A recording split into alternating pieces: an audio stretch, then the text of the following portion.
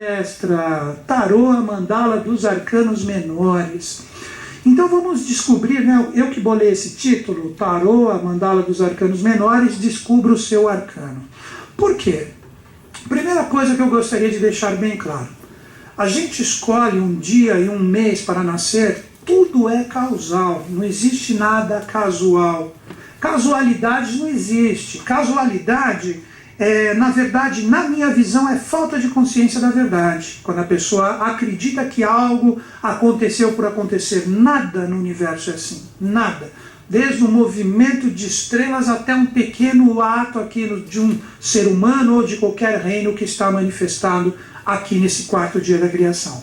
Então, da mesma forma que você escolheu um dia exato e um mês exato para o nascimento, isso faz com que você tenha, através da sabedoria iniciática das idades, ou poderíamos dizer também assim, uma ligação ou um link com tudo o que é colocado aqui na evolução, você traz ligações com várias coisas de acordo com essa data. Então é isso que nós vamos trabalhar hoje aqui. Nessa mandala você vai descobrir que existe um planeta ligado a você, que não é astrologia, tipo, eu sou de Câncer, então está ligado à Lua, eu sou de Leão, está ligado ao Sol, não. Ele está ligado às forças que regem toda essa realidade cósmica, que a gente chama de forças da natureza planetárias, que a gente chama de tátivas, isso é chamado no Oriente. Você vai ver que existe um ligado a você, que está ligado a uma força planetária, uma força da natureza planetária. Fora isso, você vai descobrir que você também, de acordo com o momento que você nasceu, você é regido por um naipe do tarô. Porque o tarô menor, daqui a pouco eu vou explicar a diferença entre o maior e o menor, que são os mistérios menores, faz com que você tenha ou a realidade de espadas, de paus, ou a realidade de copas e ouros ligado à sua natureza. Aí segue o elemento do seu signo, é a única ligação. E depois, para finalizar, você tem o alfa e o ômega ligado ao seu arcano. O que é o alfa e o ômega? O alfa é o as, por isso que a gente fala as no baralho comum. Todo mundo conhece as aqui, né? O as. Por que você fala as? O as vem do A, a primeira letra, que você tem o Aleph para os cabalistas, você tem o alfa dos gregos. Então você tem um as ligado a você, ligado a uma força específica de acordo com o seu nascimento, que representa uma força inicial. Todos vocês vão descobrir qual é de vocês. E por final, que seria o ômega, ou final desse fechamento de ciclo, você vai perceber se você está ligado a um valete, se você está ligado a um cavaleiro, se você está ligado a uma rainha ou a um rei. Porque são 4 estados de consciência. Então a palestra ela é muito rica no sentido de conteúdo, e todos vocês que estão aqui vão conseguir descobrir a ligação dos 4. E isso, como eu sei que tem muitos terapeutas aqui que vêm nas minhas atividades, você pode utilizar inclusive nos seus atendimentos. Por quê? Você, através dessa mandala, que vai ser disponibilizada naquele site aqui, ó, repito, hein? www.newtonschutz.blogspot, é um blog, né, Paulo? blogspot.com.br. Inclusive, nesse blog tem todas as apostilinhas que eu normalmente faço aqui nas minhas atividades. Então, eu estou deixando isso bem claro aqui, porque o Paulo posta no YouTube ali, eu posto meu e-mail, vocês já sabem o que acontece, né? Então vem aquela sessão de um monte de gente pedindo coisa para mim, agora fica mais fácil, você pode acessar até as antigas, se você quiser, nesse blog. E outro ponto também, não sou eu que cuido desse blog, é aquele cidadão que não aparece na tela, que está ali atrás, né, que se chama Paulo, que está ali atrás, que ali tem o e-mail dele também, não tem seu e-mail ali, Paulo? Quem quiser atividade completa, etc., está tudo lá, né? Então esse início de palestra é só para você entender e se posicionar. Então vamos lá, gente. Primeiro ponto, eu vou mostrar para vocês da onde surge essa realidade do tarô. Depois do tarô você vai entender as sociedades iniciáticas trabalhando o tarô como instrumento ligado aos processos evolutivos, e depois vocês vão entender essa criadora da mandala, que foi a famosa Golden Dawn, que teve um período muito curto de existência, ou Aurora Dourada, que inclusive tem o baralho de tarô deles, né?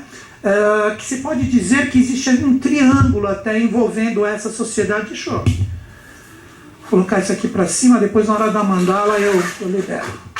Existe até um triângulo ligado ao tarô, ligado a essa sociedade iniciática. Aqui você pode dizer que tem o próprio tarô da Golden Dawn, que é um tarô bem interessante, viu gente? Aurora Dourada é o nome dessa sociedade que já não existe mais. E se existe, eu nem tenho, não tem o brilho do início. Aurora Dourada, que trabalha bastante, né, a sabedoria iniciática das idades, é bem interessante. E como ramificação da Golden Dawn, você tem dois tarôs que muitas pessoas conhecem. Um, que é o tarô de uma pessoa que entrou muito do lado da esquerda, que é o famoso tarô de Thoth, que é o tarô do Aleister Crowley. Eu fiz até um estudo desse tarô, ele é bem interessante, só que estudando ele, principalmente os arcanos maiores, você percebe que ele atua para o lado da esquerda. Tanto é que se você estudar um pouquinho do Aleister Crowley, você vê que ele mesmo se intitula como Mago de Sombra, ele coloca o 666 aqui, né? Que o 666 trabalha a força dos gênios contrários, né? Que está ligado a todo o processo que ele atuou. Ele trabalhava muito com magia sexual também, que a magia sexual tem a sua origem, nós podemos dizer assim, quando a Atlântida estava no seu final, antes da nossa etapa evolutiva.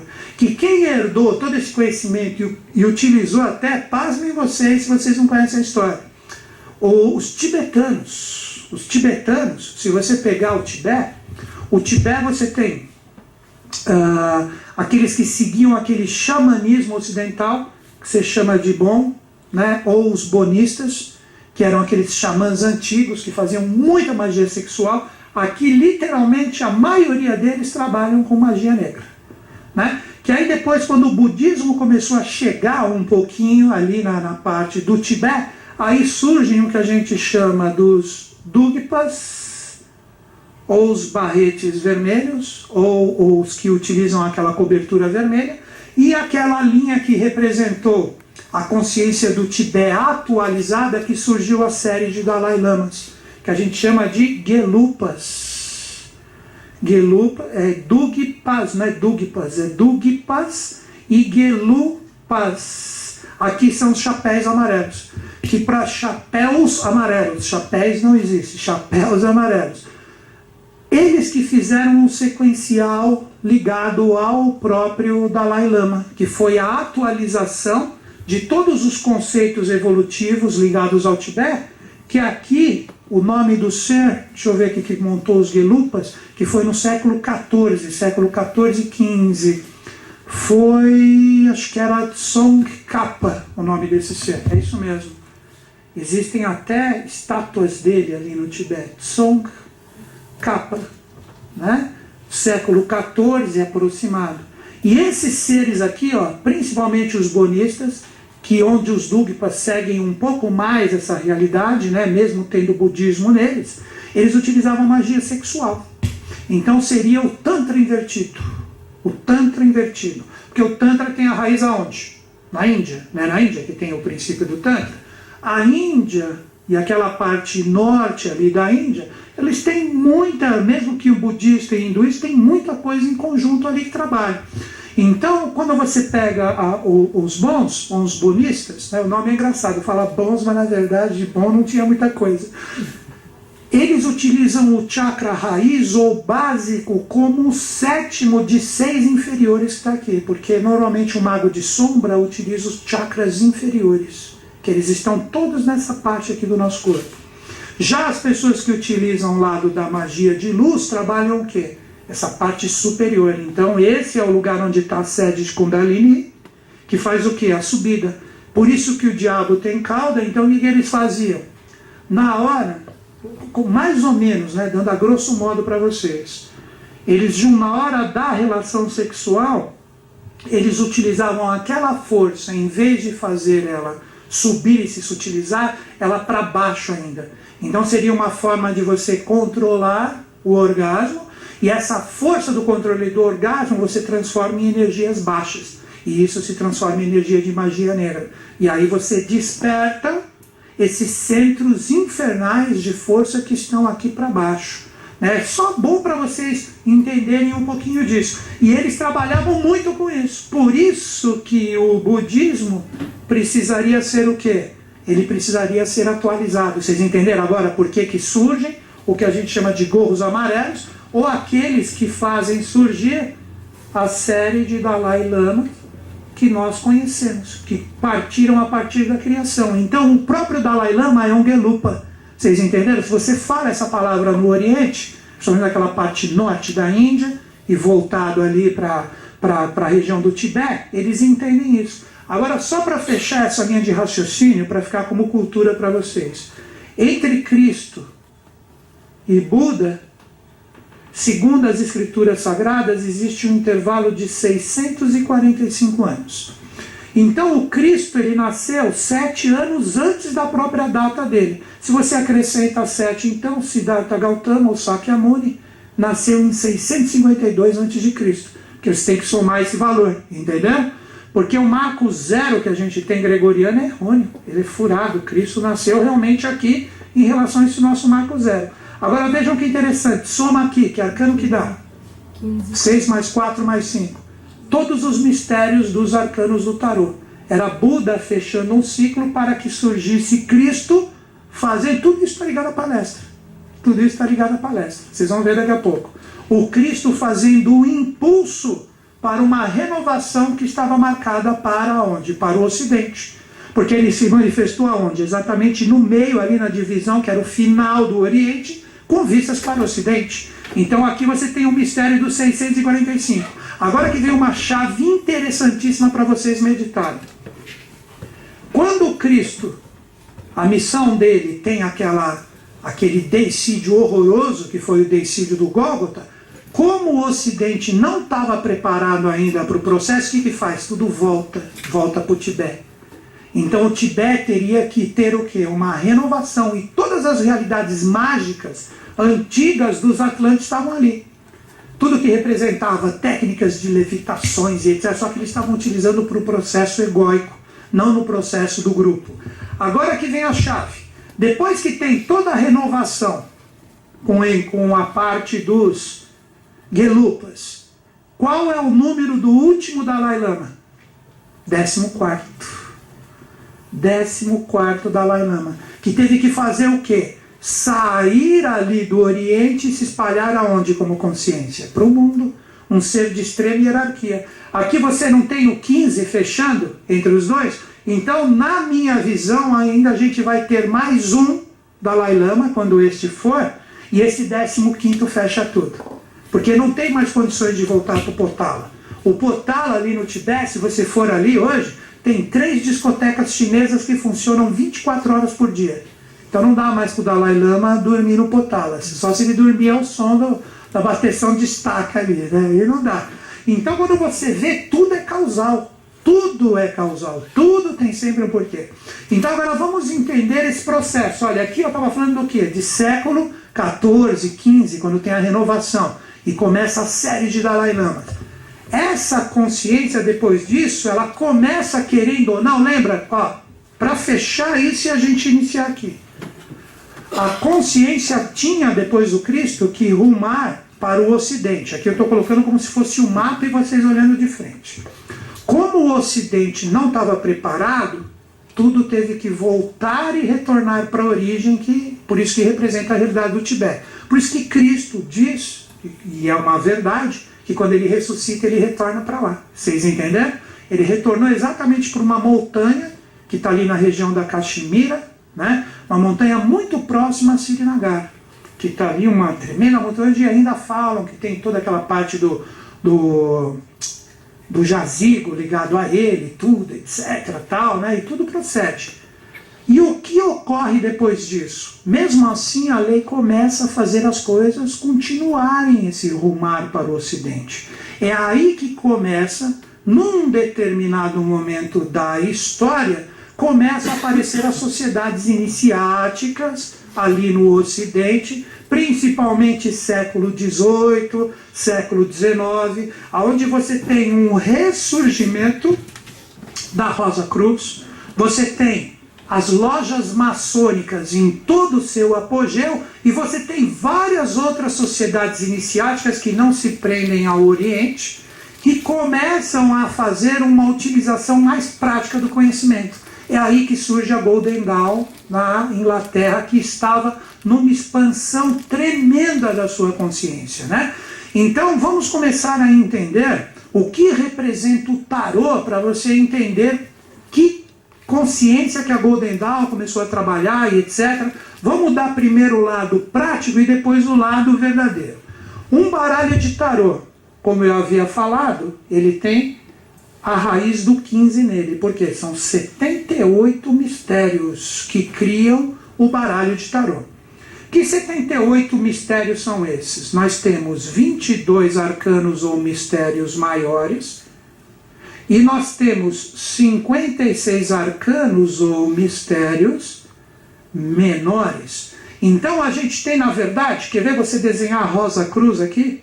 Você tem uma cruz que representa o 14, olha o Dalai Lama ali, olha os pedaços de Osíris.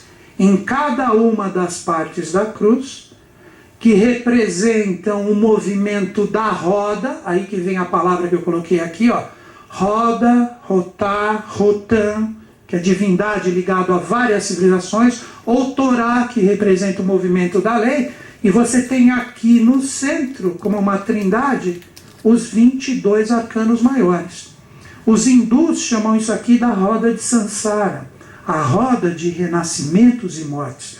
Então, quando você começa a compreender a força dos 78, que 7 mais 8, que número que dá? 15. Então, quando você vê, como eu estava falando no início da palestra, a numeração da idade ou do tempo do final de Buda para o início de Cristo, 645, nós tivemos, na verdade, cada ano representando um dos mistérios do tarô. Então a roda dá um novo giro, a roda dá uma nova realidade, para que um ciclo que se fecha comece a abrir portais para um ciclo que se abre. Então aqui, só para entender, nós podemos dizer, numa das formas, que os 22 arcanos maiores, eles representam uma força causal. E os 56 arcanos menores representam uma força de efeito. Você pode dizer também que os 22 arcanos maiores trabalham mais uma energia voltada para o lado total como influência divina. E a parte ou divina ou celeste. E os 56 arcanos menores, o efeito ou uma realidade mais humana e terrena. Então vejam que interessante isso. Vocês vão descobrir hoje todas as forças de uma forma esmiuçada ligadas aos mistérios menores. Então, com as chaves que você vai receber, ligadas à energia do tarô, eu vou explicar o que é o planeta, o que é o naipe do tarô, o que representa também o as e o que representa o personagem da corte, você vai entender todos os mistérios que envolvem você com uma realidade terrena. Então nós vamos trabalhar totalmente essa realidade dos arcanos menores. Os maiores já envolvem outro processo. Os maiores, você pode dizer assim, que eles representam, na verdade, arcanos fontes, ou arcanos arquetipais de uma realidade que jorra para nós. Agora, segundo reflexões minhas, e de amigos meus que já nem estão aqui mais, que eu conversava muito, cada ser humano possui 2 arcanos maiores ligados a si, 2 arcanos polares. Você pode dizer que é um arcano de luz maior e um arcano de sombra maior que te rege. E esse não tem regrinha, não tem... Você só descobre se você entrar no colégio de iniciação sério e se for por merecimento a sua consciência acessar os mistérios desses 2 arcanos. Você pode até fazer determinadas associações para tentar chegar a eles. Mas, na verdade, você só chega nesses arcanos maiores se você realmente evoluir muito, porque você se conecta à fonte. Você se conecta totalmente ao seu lado divino. Você se conecta à realidade celeste que te criou. E eles desfilam na sua frente como se fosse um cortejo, uma coisa muito doida isso. E não pensa que esses arcanos, eles são que nem a carta, essa coisa chapada, não. Eles têm vida, eles têm movimento, eles mudam de cor, eles mudam de forma. Mas quando você olha, você sabe que é um dos 22. Você sabe exatamente qual é. Você consegue perceber até qual é o número que está ligado a ele. Né? Porque eles passam todos esses arquétipos para você. E você começa a entender a sua fonte de criação. Normalmente isso acontece para as pessoas que já estão num estágio um pouquinho mais elevado da iniciação. Né? Pessoas que já começam a ter contato com as realidades fora do corpo, né? Mas no sentido consciente. Isso a gente tem toda noite, mas a pessoa tem com consciência. Então ela, muitas vezes, de acordo com a parte já desmanchada da conexão astral, porque vai muito para o astral que não está muito evoluído. O que representa o astral? O astral é só um plano intermediário que você vai para compreender as leis que o regem. Depois que você já compreende as leis do astral, o que você tem que fazer? Olha como o trabalho é difícil. Você tem que morrer pela segunda vez. Você tem que, do corpo astral, você tem que se desdobrar para o causal. Já pensou que trabalho? Em vida, para você sair da sua consciência física para astral já é difícil. Depois, quando você faz isso, você tem que fazer o desdobramento do astral para as dimensões causais. É aí que os arcanos se apresentam para você. E você os compreende através da intuição e da mente abstrata, não é da mente comum. Então fica muito difícil de você trazer a informação quando você volta para o seu corpo. Né? Essa iniciação era feita no Egito. Sabe como a pessoa ela poderia provar que ela estava pronta para os mistérios? Existia no Antigo Egito uma sala fechada, lacrada, mas que possuía símbolos lá dentro. E ninguém poderia falar que símbolos eram esses. Então chegava num determinado momento da iniciação, que o seu iniciador falava assim para você: eu quero que você me conte o que está lá dentro. Ué, mas não tem porta e não tem janela, como é que eu vou entrar ali? Somente se desdobrando. Então a pessoa tinha que ir com muito esmero, tinha que fazer o desdobramento, passar por aquela parede, entrar na sala, ver os símbolos que ali estavam, voltar e contar para o seu iniciador. Hoje em dia a iniciação que a gente faz é Coca-Cola, McDonald's. Acabou essa iniciação verdadeira, acabou. Né? Está cada vez mais densa. Qualquer dia a iniciação vai ser na base do funk. Do jeito que a coisa está, acho que, sei lá, nada contra, mas a coisa está difícil. Né? Então, quando você estava preparado para isso, você estava preparado para as suas lâminas. Era aí que os mistérios de Thoth se abriam. Que o livro de Thoth tem 22 páginas. Cada página é um arcano, cada chave que você tem ali, quando você acessa o livro de Thoth, Hermes ou Mercúrio, aí que entra os mistérios de Hermes Trimegisto ou 3 vezes grande. Quando você entrava nesses mistérios ali, você se deslumbrava. Hoje em dia as sociedades iniciáticas te dão um lampejo só do que é o astral. Te fala por cima. E se você consegue captar e você começa sozinho a sua perseverança, você começa a ter nuances do que é, mas aquela verdadeira iniciação não existe mais. Né? Então hoje, eu dou essa chave aqui para você, para você movimentar a sua roda. Vocês entenderam? Eu dou a chave para você movimentar essa roda. E como é que você vai movimentar essa roda?